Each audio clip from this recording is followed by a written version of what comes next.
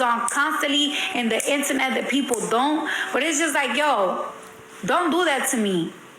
Like, I'm tired as hell. I shouldn't be at 7 o'clock in the morning with makeup on my fucking face. I should be asleep and getting better with this crooked neck and this sore body. I had so much pressure the other day. I came home late at night from rehearsing. I was throwing up because I had such a bad headache. I had to get up yesterday, put a fucking shot right here, put a shot right here in the back of my neck. Because I have so much pressure. I'm working on a lot of shit to please people.